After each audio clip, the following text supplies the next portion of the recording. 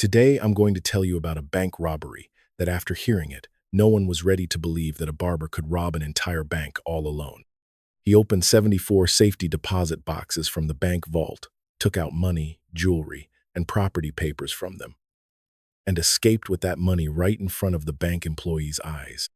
He executed this amazing and shocking theft in such a way that it started being called a perfect theft, a perfect crime throughout America.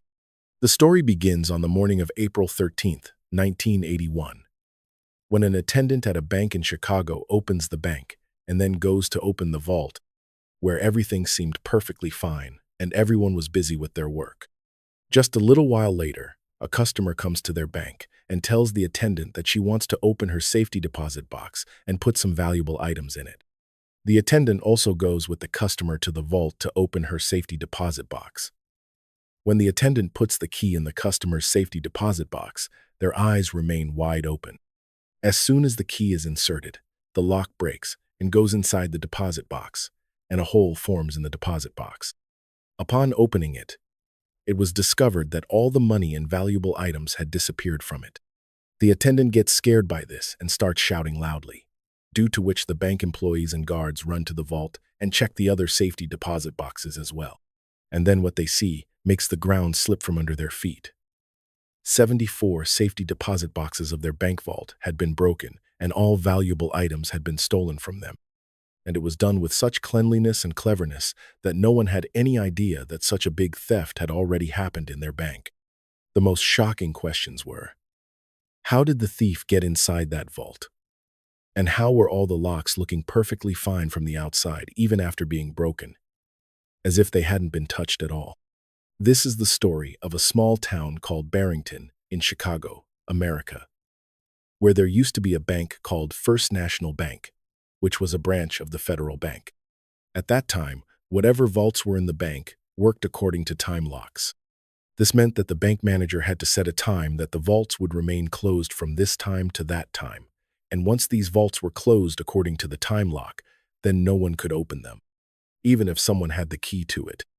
This meant that if the bank closed at 5 p.m. in the evening and was to open at 9 a.m. in the morning, then during the 16 hours in between, the time lock was programmed in such a way that no one could open the vault during this time, even if they had the key or the combination. And similarly, the vault was also closed with a time lock on Saturday, so that after Sunday's holiday, it could be opened directly on Monday. And that's why the attendant on April 11th, 1981 evening, which was Saturday, also left after putting a time lock in the vault until Monday. Whatever safety deposit boxes were in the vault were kept in a very high-security vault because people kept their very valuable items in them, and that's why two keys were needed to open them. One key was with the customer, and the other was with the vault attendant. And the safety deposit box could only be opened when both keys were inserted together. And that's why, on the morning of April 13th, 1981, when both the vault attendant and the customer inserted their respective keys into the safety deposit box, the cylinder lock of that safety box broke and went inside the box. And then they found out that along with this safety deposit box, 74 other safety deposit boxes had been looted. The thief had broken these safety deposit boxes so cleanly that it didn't look like they had been broken and items had been stolen from them. Even the broken locks were in their place as they were. But as soon as they were touched, they would fall inside the safe box. It seemed as if the thief had done all this to hide his theft, and he didn't want the bank people to find out about the theft quickly. Then the bank gives information about this entire theft to the police. And along with the police, the FBI also gets involved because it was a matter related to a federal bank. In the investigation, the police found out that the property papers that the thief had stolen were worth approximately $1 million. But there was one question that was continuously troubling the police. And that was, how did this thief get inside that vault? Because neither were there any clues in the walls there, nor was there any tunnel in the ground. And the vault door was also locked from outside, with no signs of breaking. Along with this, the police found an old alarm clock, hammer, pliers that were used to break the safe boxes, and a bottle full of urine there, which increased the police's troubles even more, and they were forced to think about what this matter was all about.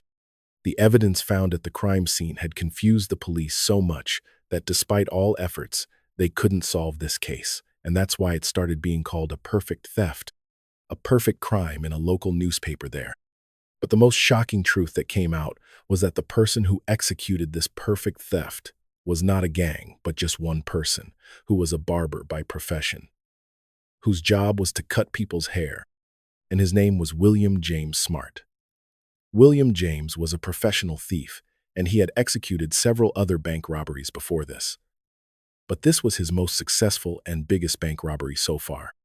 Although he was earning quite good money by working as a hairdresser in a ladies' hair salon, he was addicted to challenges and taking risks. And that's why he used to do all bank robberies alone, in which his brother helped him, whose name was Vincent. Both of them used to target those banks, which were in areas where very rich people lived. The clear meaning of this was that the richer the area the bank was in, the more valuable deposits would be there, which would have valuable items of the rich. And that's why they chose First National Bank in Barrington, because it was in such an area where very rich people lived around. And then both of them make a plan to rob this bank, which was very unique and very shocking. 10 days before this theft, both of them go inside First National Bank and rent a safety deposit box there. And the name and address they register there is fake, because William looked quite good, and his way of talking also impressed people. That's why he also became friends with the vault attendant in no time. And then both brothers started visiting the bank frequently, sometimes on the pretext of depositing something in the account, and sometimes on the pretext of meeting the vault attendant. The only purpose behind visiting the bank repeatedly was that the people there should recognize them, and they should have a good acquaintance with everyone, and along with that, they could also keep an eye on the vault attendant about what time she goes for lunch, what work she does, and what time she leaves the bank for home. Smart and his brother Vincent noted one more thing in the bank. Whenever the bank opened, its door was left open because whenever any customer came to keep their valuable items in the safe box, the vault attendant would check their identity and go inside the vault with them, where both would insert their respective keys to open the safety deposit box. After this, the vault attendant would come out of the vault so that the customer could take out and keep their valuable items alone with privacy. And that's why, when Smart went inside the vault to open his safety deposit box, there was no one else there except him. And then he would also check the locks of other safety deposit boxes to see how they could be broken and what tools would be needed to break them. And in all this, Smart had caught the bank's biggest weakness, and that was that at the time of entry into the vault, the customer's ID was checked, but when they came back from the vault and went out of the bank, their ID was not checked. Now, the most important task for these men was how to take their tools inside the bank vault and hide them, and for that, he chooses his safety deposit box. And the next day, he fills some tools in his bag and reaches the bank, where he gets his safety box opened and the vault attendant goes outside. And then alone, he puts his tools in that safety box. He was depositing tools one by one in that safety deposit box so that no one would suspect him. By doing this, his entire safety deposit box was filled with tools. But he still needed more tools, some of which were so big that they couldn't even fit in the safety box, even if it was empty. But Smart had also told the bank people that he was a painting dealer. That's why he often needed to keep quite big items in the vault. And that's why when he came with tools filled in the bag, everyone thought that his paintings were in the bag and no one suspected him. But the biggest problem for Smart was still where to hide the big tools. Then his eyes fell on the vault's false ceiling, where due to lack of repair, there were some gaps from where he could easily hide his equipment and tools on that false ceiling. And he hides all his big tools, torch, light, food, and whatever equipment he was going to need to execute this theft by taking them up on that false ceiling. Now the last task left was to deactivate the bank's alarm system. Although this bank's alarm system was programmed in such a way that if someone tried to break the vault's wall or ground with a hammer and enter, then this alarm would immediately start ringing. Although Smart's theft plan required neither breaking any wall nor digging any ground, he still had the fear that if the alarm started ringing while breaking the safety deposit boxes, he could get caught. And to avoid this, he had to damage the alarm's sound accumulator, which he very easily damaged. But Smart was very clever, and he knew very well that just damaging one alarm wouldn't do anything, and he would have to find the bank's other hidden alarm systems as well, because he was in danger from them too. And to find those hidden alarm systems, he comes up with such a method that you'll be amazed to hear. To find the hidden alarm systems in the bank, he brings an alarm clock and sets the alarm for 3 a.m. at night and hides it in the vault's false ceiling. And just as the alarm rings at 3 a.m., all the hidden alarm systems of the bank also start ringing, and the police immediately reach the bank. Smart was watching all this by hiding outside the bank, and it was confirmed to him that there were other hidden alarms in the bank as well. And then the police also go back from there because they don't find anything there. And just 2 days after this, he finds the bank's remaining alarm systems and deactivates them. And to confirm this, he again sets the alarm for 3 a.m. at night and keeps it in the false ceiling, where the alarm rings at 3 a.m. at night, but no police comes. The clear meaning of this was that now all the alarm systems of the bank had been deactivated. And now the most difficult question in front of Smart was how he would enter the vault for theft. And the method he adopted was extremely ingenious. On the morning of April 11th, 1981, Smart reaches the bank and talks to the vault attendant about keeping his items in his safety deposit box. The vault attendant opens his safety deposit box and goes away from there. And then he hides in the place he had planned. And as I told you before, only those going inside the vault were checked for entry, but those going out were not checked. That's why the vault attendant's attention didn't go towards Smart whether he came out of the vault or not. And when she doesn't see anyone inside the vault, she closes the vault from outside, thinking that Smart might have left. Now, what happened after this forced people to think about how one person could rob a bank like this. Smart had not chosen this bank just like that. But there was a very special reason behind it, and that was that the cabinets of safety deposit boxes in this bank's vault were placed in such a way that where they were ending, an empty space was formed there, and one cabinet was covering the other cabinet in such a way that neither anyone's attention went there, nor did anyone's eyes fall there.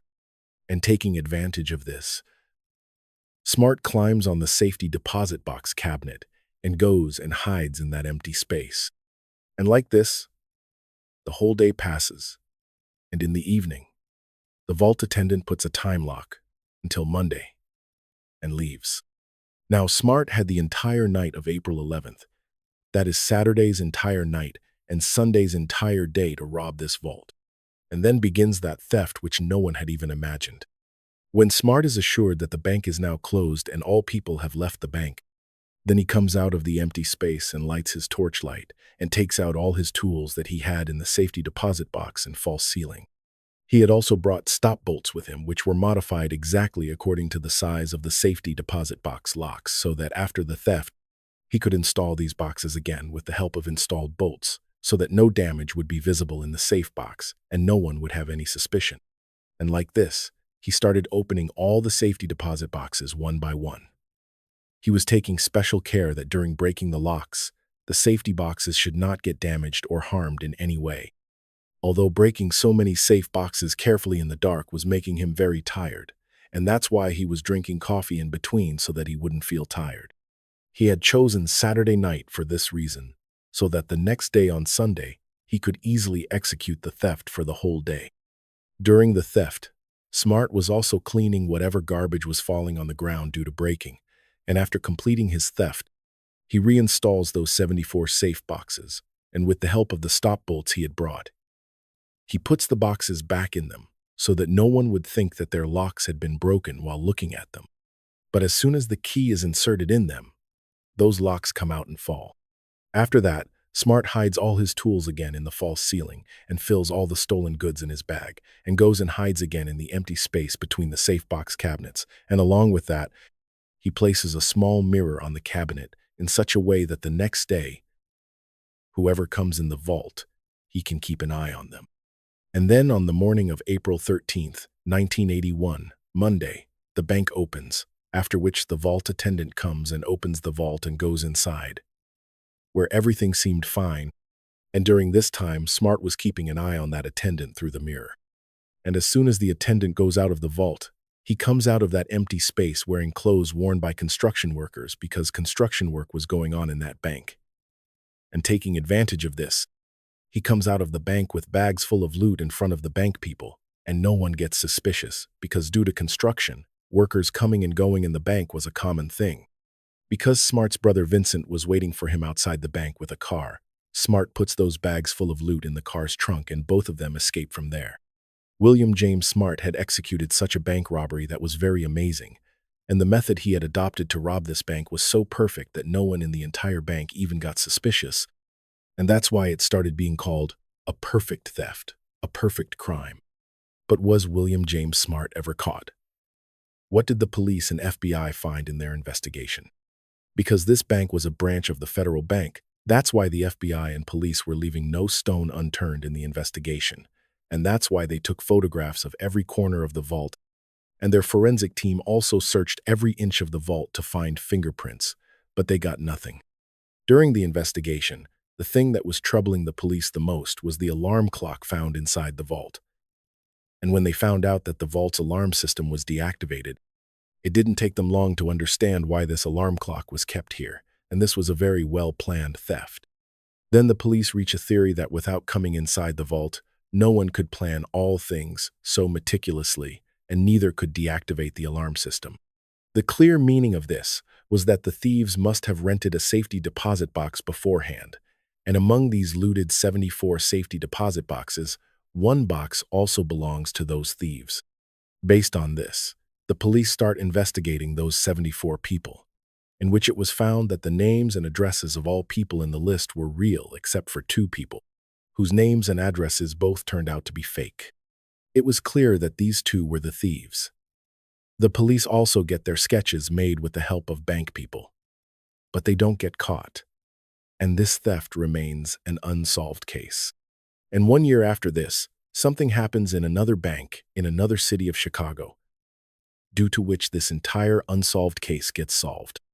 A customer of that bank goes to the bank's washroom, where suddenly the false ceiling falls on his head, and as soon as he looks up towards the false ceiling, he feels as if someone is moving up there, and he immediately goes and informs the bank security about this.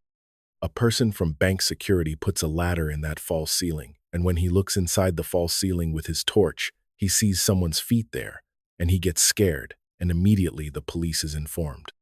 When the police reach the bank, they warn the person hiding in that false ceiling that he should come out or they will shoot him. And the person who comes out of the ceiling is none other than William James Smart. What Smart tells the police after coming out shocks everyone. He tells that because this bank's vault is completely connected to this false ceiling, and he had hidden all his tools in this false ceiling, that's why he was inside the false ceiling. The police recover his tools. And in the investigation, it also comes to light that these are the same tools that were used in First National Bank in Barrington. And on this basis, Smart's brother Vincent is also arrested, and both of them are identified at First National Bank, where it is proven that these were the 2 who had looted 74 safety deposit boxes of that vault. In their interrogation, the police also found out that William James Smart had robbed other banks as well, and by now the amount of his stolen loot was around $2 million. The police asked Smart that when he had already earned such a big amount from theft, then why did he keep stealing again and again? To which Smart replies that he is addicted to risk and challenge, and that's why he had executed thefts alone. After this, the police file a case against Smart and his brother for theft in First National Bank, and during the trial, they are sentenced to 20 years. But Smart tells the judge that his sentence can be reduced if he returns the stolen goods. Then Smart tells them the location of the looted goods, which he had hidden underwater in a pond, and when the looted goods were taken out of the water and brought to court, everything was spoiled, and a lot of bad smell was coming from it. In that looted goods, most of the goods looted from the bank were found, and on this basis, his sentence was reduced from 20 years to 8 years. And finally, Smart tells the police everything about how he had robbed that bank using the false ceiling and the empty space of the cabinet. After which, America changed the security parameters in all its banks. They banned making false ceilings in their banks, and any kind of empty space was either filled or closed, due to which America had to change its entire banking system. How did you like this story? Please write and tell me in the comment section. Like and subscribe to the channel. See you in the next video.